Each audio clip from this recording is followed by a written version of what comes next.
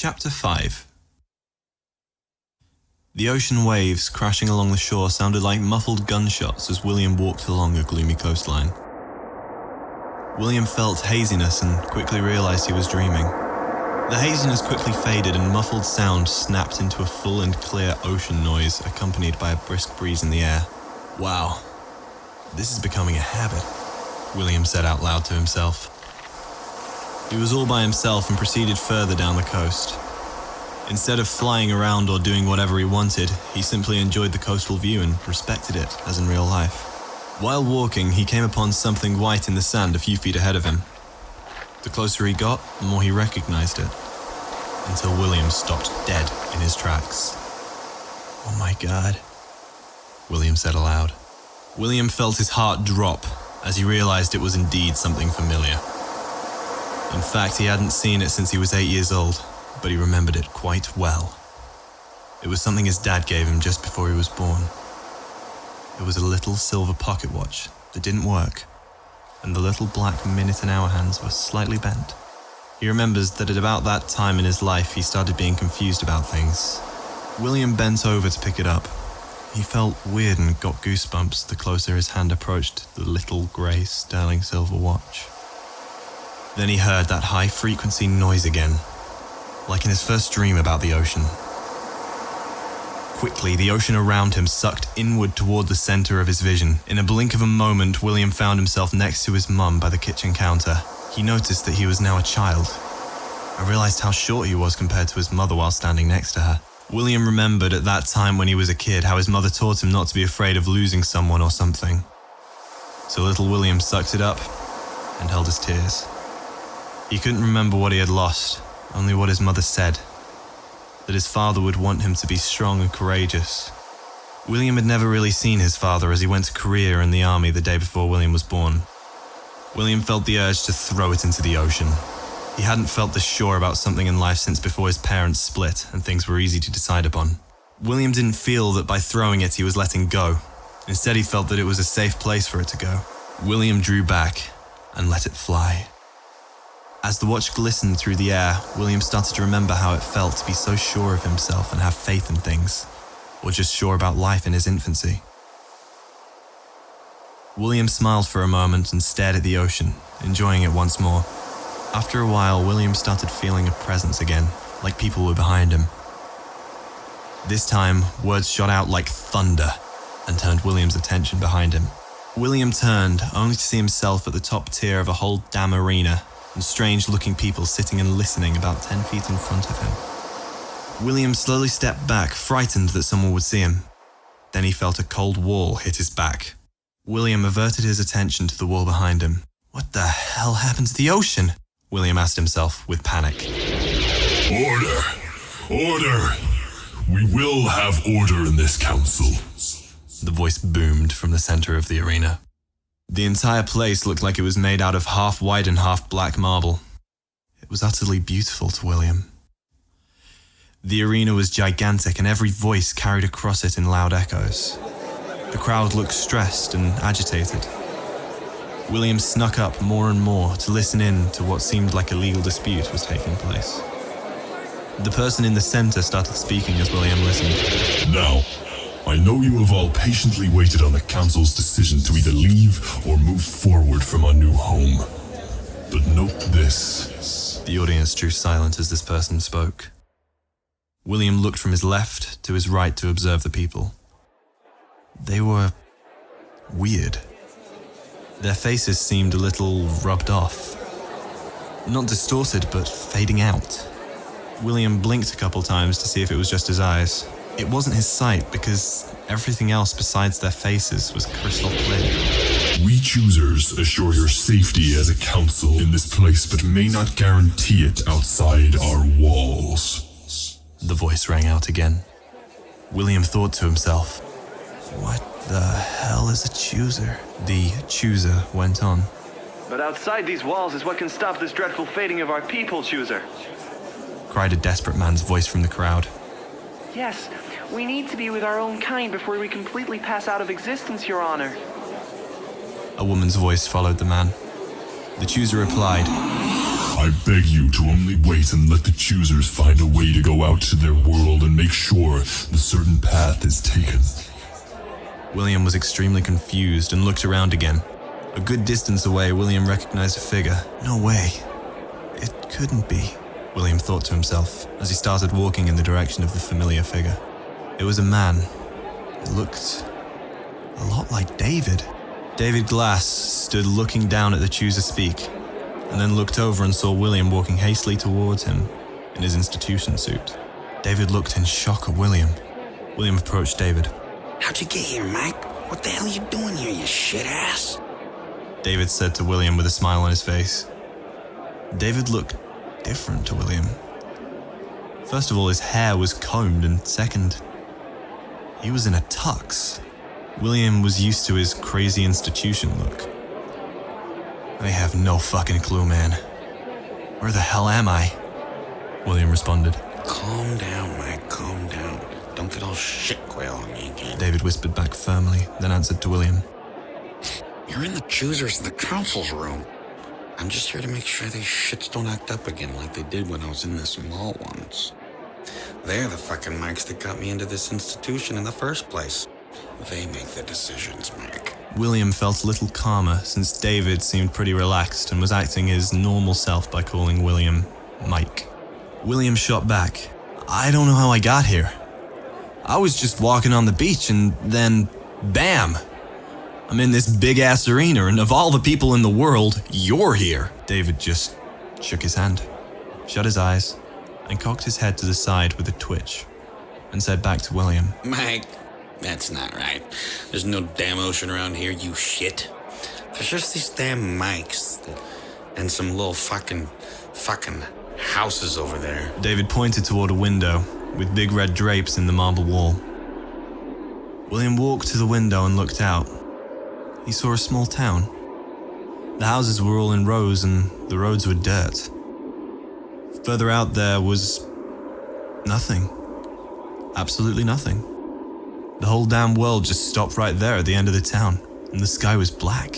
Okay, Dave, buddy, you need to explain a little more as to why I'm stuck in a little fucking snow globe here. David smiled, and then so did William. He found it just a little funny. Crazy as hell, but still a little funny. David replied. All right, Mike. Hold on, Mike. I'll explain, Mike. Hold on. Have you ever had a pickle on your ass, Mike? No! What the hell, David? William replied with a confused look. David said back. That's what I thought, Mike. Ha! I was kidding, Mike. I'll really tell you what the shit's going on here in a second, though, okay, Mike?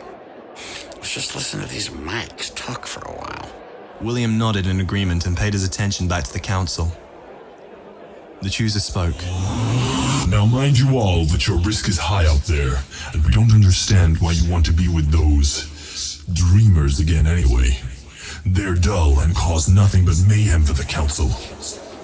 William started thinking about what David had said with the whole pickle thing, and it made him laugh. He couldn't hold it in and let out a quick and sharp laugh fill the enormous arena. Then, 4 people turned their attention toward William. The laugh almost startled everyone in the room. When William was awakened by sunlight, he felt different. He felt empty. At this particular sunrise, he took a good look outside and asked himself, is this right? Because deep down inside, he felt something was left to discover. William wondered if the beauty outside in that morning sunrise was due to a perfect grand design or just a chaotic grand design. Then something suddenly made William feel as right as the rain smells when it hits the ground. At least he knew now in his mind that there was at least a design. Someone wanted it. Just as William loved his design in his own dream, William definitely felt that we're not alone. He felt goodness inside now. William sat up in his bed and stretched out. The birds chirping outside made William calm down from the vivid dream he just had.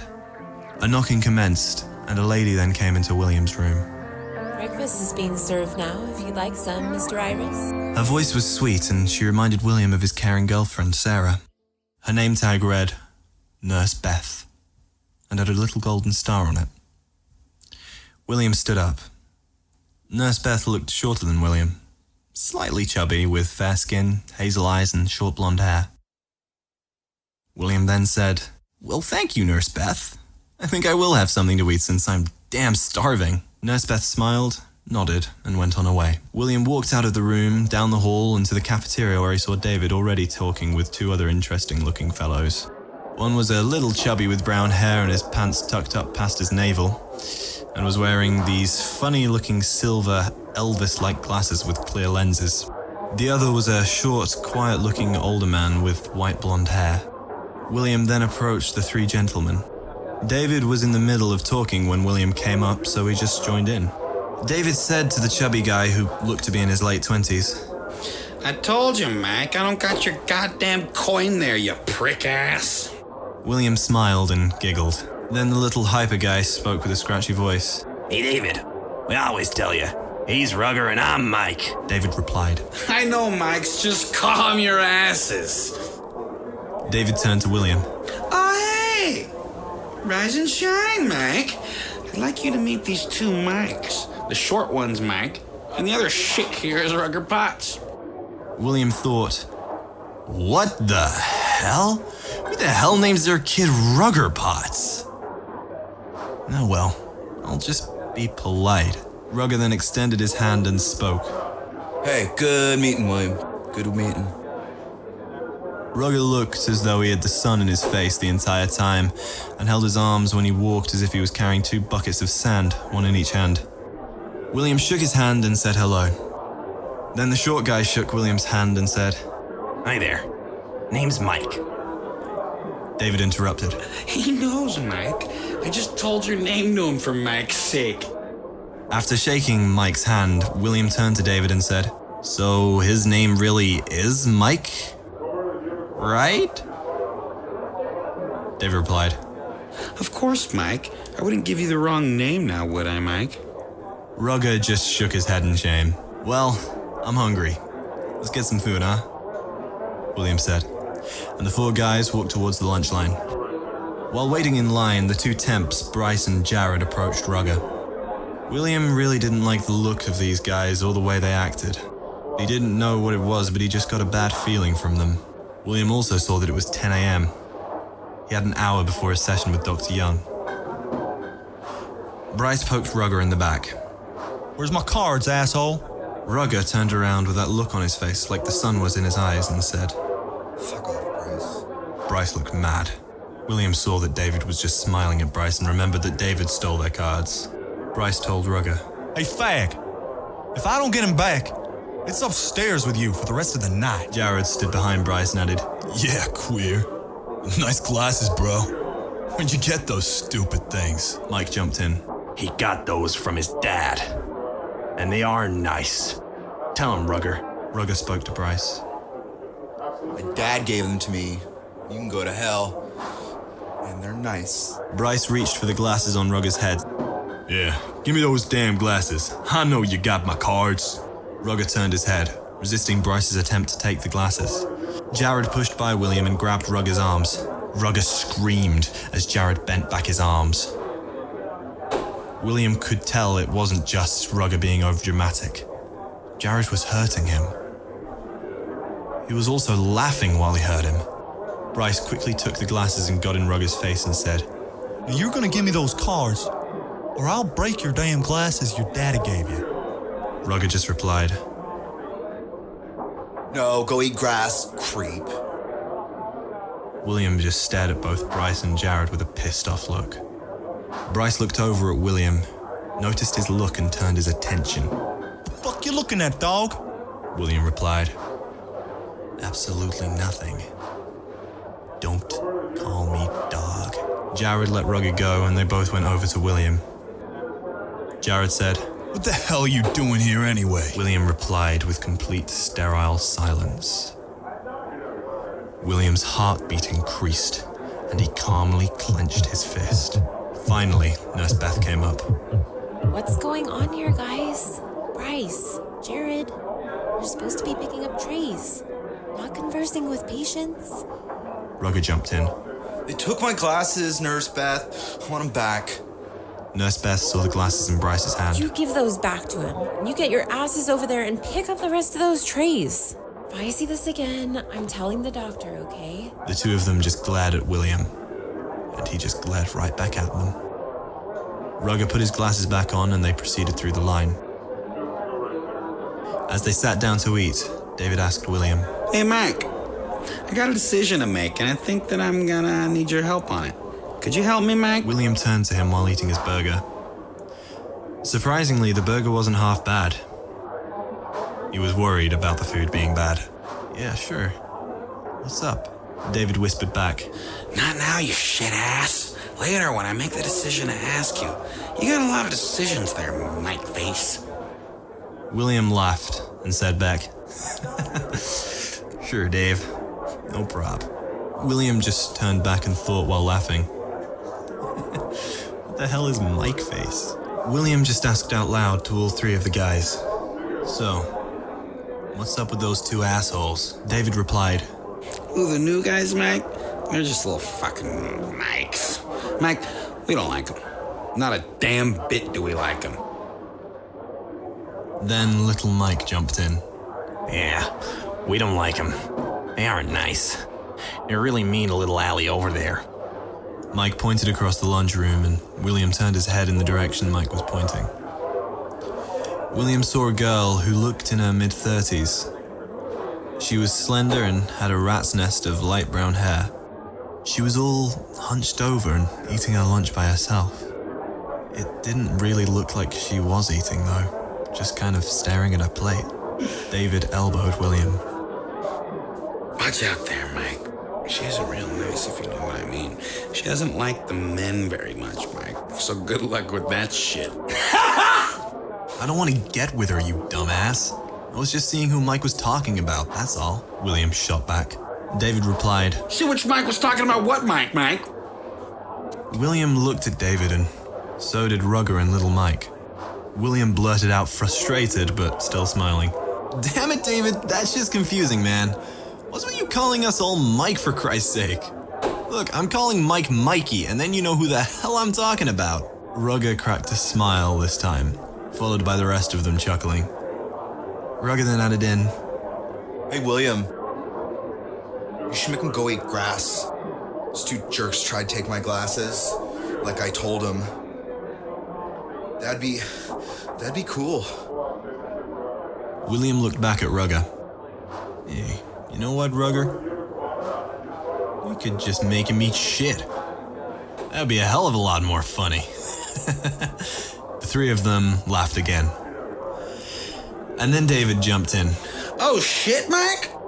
That's how I got in here, Mike. William looked confused and asked, What? Shit? What do you mean? David answered, I shit on some Mike's face in the mall, remember? See, my fucking bitch ex-wife, Mike, she cheated on me with some Mike. So what did I do? I tackled him when I saw the two Mikes together in the mall. I pulled my pants down and I shit on his face right there in the mall, Mike. It was good. So I guess that's a threat to society these days, Mike. Even though people shit every day. I guess I just shit in the wrong spot, huh, Mike? William just shook his head and giggled in disbelief. William honestly thought it was amazing that was all he had done. He probably would have done worse if it had been William in that situation. William felt that anger again towards society. He figured in his head for a second and spoke to David sincerely. Who the hell are they to put you in here for that, David? That asshole and your ex should be in here, not you, David said. Nah, Mike, I like the food better here. She's a shitty cook there, Mike. Plus, I put myself here, not them. I'm self-frickin-admitted like you there, Mike Face. William looked at the time and noticed he had 5 minutes before his evaluation. He quickly ate, bid his new friends goodbye for the hour, and headed towards Dr. Young's office.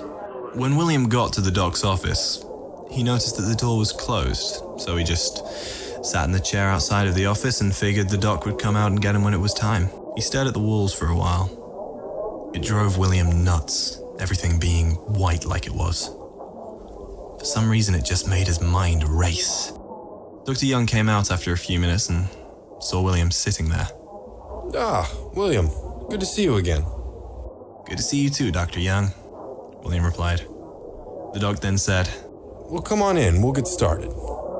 William nodded, got up, followed the doc into the office, and sat down. So, William, how was your first complete day here at our facility? William replied, It was good, Doc.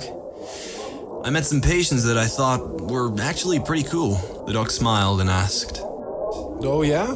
That's great, William. Who'd you meet? William answered, Well, so far I met David Glass, Rugger Potts, and Little Mike. I didn't get his last name, though. Come to think of it, I don't know your first name. The doc laughed. Dave, Rugger, and Mike, huh? Now, those are some real characters, those three. Oh, my name's Charles, by the way. William answered back, Yeah, they are characters. Those two boneheads, Bryce and Jared, are asses to them, though. The doc looked at William with a smile. Well, they're new, they're young, and they're temps. Need I say more? William laughed. No. No, you really don't, Doc. The doc looked down at his notebook and turned a couple of pages, then set it down on his desk. He then gestured William to sit.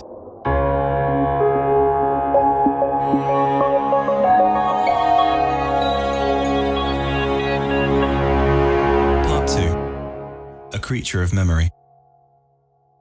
William Iris quietly entered Dr. Young's room. He always felt the need to be so quiet in the office during their sessions. He just figured it was because there was a sense of professionalism about it. No time for casual conversation or loud fumbling. Just getting straight to the point and trying to figure out what's happening was William's prime focus when in Dr. Young's office. Hey, William. How you been? Dr. Young said while reading William's file closely. William sat down and replied, Not too bad, Dr. Young. Still having some intense dreams, though. Dr. Young neatly squared the papers and placed them in William's folder. He seemed different today, less like a buddy and more like a doctor. Dr. Young then stated, Yeah, those dreams, William. We'll get to those. First, I'd like you to just loosen up, though. What's been overall on your mind since our last session? William answered, Well, I guess mostly the voices I hear from others, and this blackness that overtakes my dad, brother, and Sarah. Dr. Young thinks and responds, You mean the girlfriend that you brought to the wedding? Her name's Sarah? William said back with a quiet tone. Yeah. It's just weird, though. How I know they're gone, but since I can't remember exactly what the hell happened myself, it leaves me feeling like it hasn't happened. As if, because I wasn't there, it hasn't hit me yet, like I haven't learned from it. William paused to see what Dr. Young thought. At this point, he just wanted to hear anything at all from another person. He had been so locked up in his own mind lately that he forgot about the well-being that would come from having someone else listen and suggest reason. Dr. Young folded his hands one over the other and rested his chin on them with his elbows on the desk. Okay, first, William, Sarah. How long did you know her before the wedding? William thought briefly and responded, About 3 months, Dr. Young said. Did you like her a lot? Maybe even love her a little? William shook his head. Nah, well, I don't know. Sometimes I feel that my expectations of someone cloud my true feelings about them. Almost like what I want them to be gets confused with what they really are. I guess I didn't know yet. Dr. Young responded with a logical and calm tone. Fair enough. So you obviously did like her and care. Dr. Young wrote on his pad that lay on the desk. William loosened a little, while the doctor took a quick break to write words unseen to William. remembers Sarah, cared for her, expectations. Does he remember what happened to her and just not want to say? Shortly after he was done writing this, he continued with William. William, I'm curious about this smoke or darkness. Can you please describe it to me? William nodded. Yeah, it's almost more of a fog, or just blackness.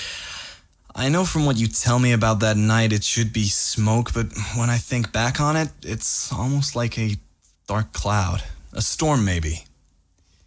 The worst part is when they come out of it, though. These things. Dr. Young's eyebrows raised, as he then asked. Really? He jotted this down quickly as well, then asked. Do you remember what they look like? William answered. Kinda. I mostly just remember no eyes. Some sort of steam or fog was coming from what should have been eyes. But they had just a void, an empty socket. Really creepy, almost alien to me. And the noises they made, this shrill and overwhelming cry they would let out as they close in on me and the others, it was devastatingly powerful, like it sucked the hope from my soul. Then it seemed as though a hammer fell and struck a chord with Dr. Young. He leaned back and thought as William kept describing this creature. Dr. Young thought to himself, This creature, it can't. Unless he's seen my other files. How would he know? Unless he reads minds. There's no way. No mind reading. Maybe just a strange coincidence. Dr. Young then asked as William finished. So then, when this overwhelms you, you seem to forget after this and are taken to the ocean? Or a dream of the ocean, you would say. William thought. He then told him, I think it's not the dream that happened that night. I think this dream was before I awoke the next day in the hospital. It seems as though it happened that night, though. William paused, then continued. All blackness takes over. Then, poof, the ocean. Feeling content, yet curious. Curious about this thing in the sand. Dr. Young then asked. And what do you think that was? William thought. I have no clue, but it felt like it was something of mine, or maybe even a part of me. I feel so calm and collect in this dream, though. Why do you think that is? How could I feel so calm when not even a second earlier I was in a living hell? Dr. Young wrote on the pad and answered.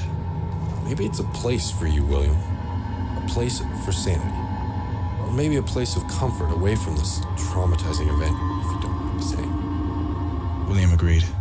Yeah, traumatizing is correct. Too bad I don't remember it. I'm kind of glad I don't, but at the same time, it's important that I remember so that I can feel just a little more sane. I know it won't cure anything, and in fact, I almost resent the thought of remembering it, but every little bit of sanity helps right now, I guess. A safe place, huh? I could see that.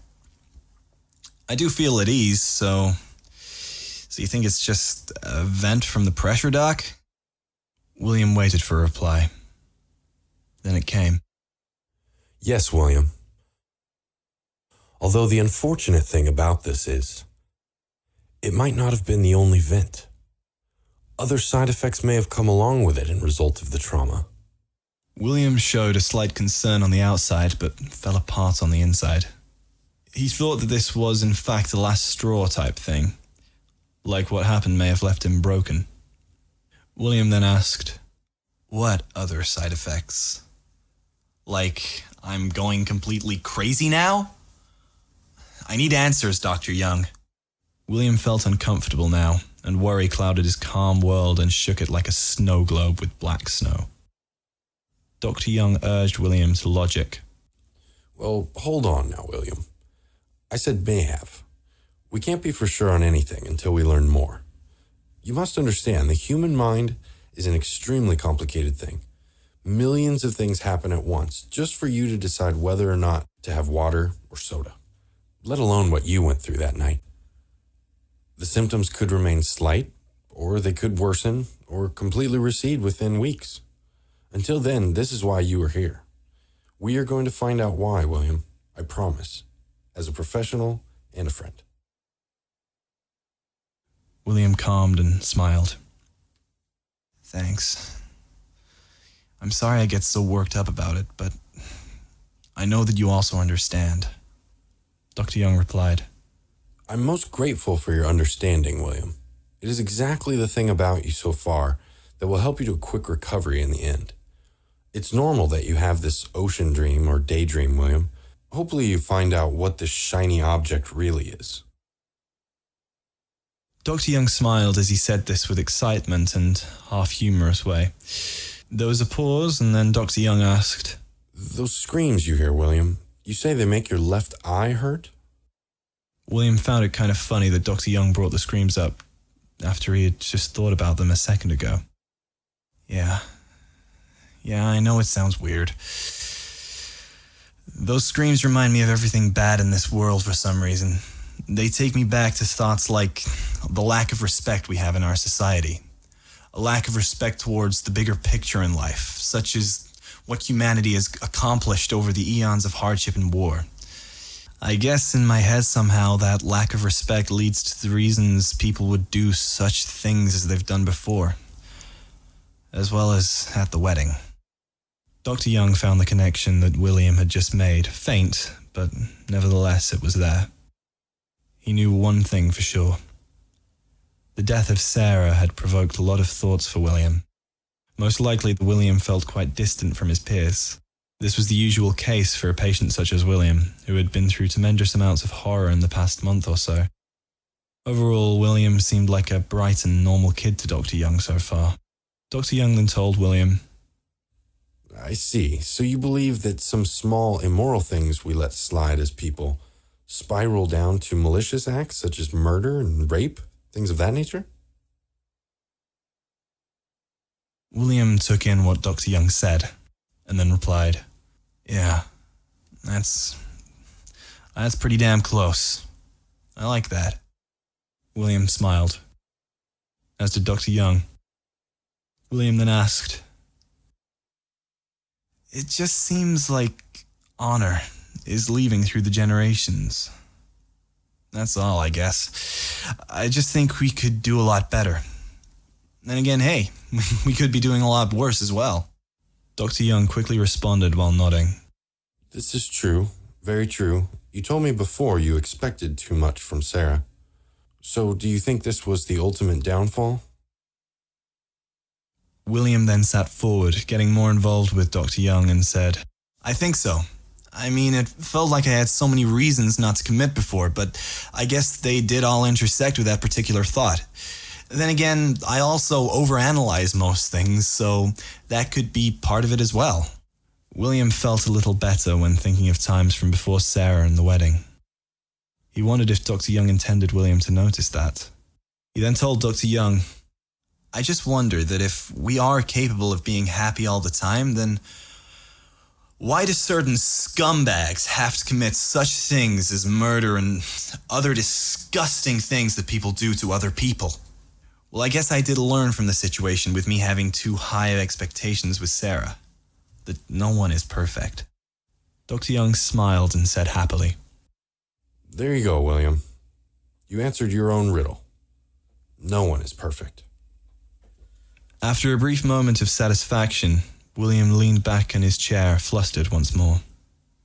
Still gives you no right to fucking murder someone, William said quietly, and then looked up at Dr. Young and told him, Sorry about the language, Doc. You're right. This is gonna take a while. It's just so damn hard. William wanted to break down once more.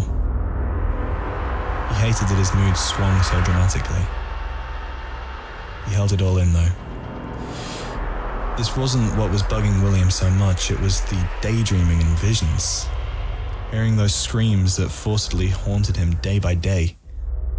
Then, before Dr. Young could tell William that the language wasn't a problem, William rubbed his left temple, saying, "My head hurts like hell, Doc."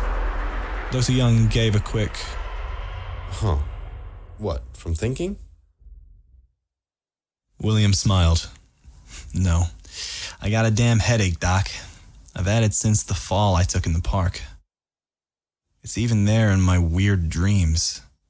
Dr. Young grew a troubled look on his face and recalled one very interesting patient before William, who claimed to have very similar premonitions. William saw this and pondered it.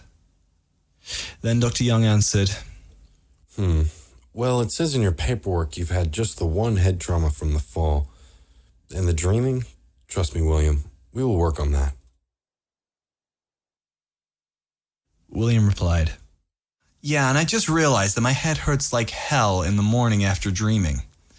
I just didn't give thought to that until now." Dr. Young said back to William, Well, I'll tell you what. Our hour's almost up. Let's call it a day and then we'll schedule you for a CAT scan next week, after my vacation. How's that sound to you, William? William took well to these words and said, "Thank you, Dr. Young. I feel a little better. Enough to feel hungry. I think I'll go have a bite if you don't mind, Doc. I want to think a little harder about what happened now that you mentioned how learning more about this will help." Dr. Young smiled and shook William's hand. I'm glad you think so.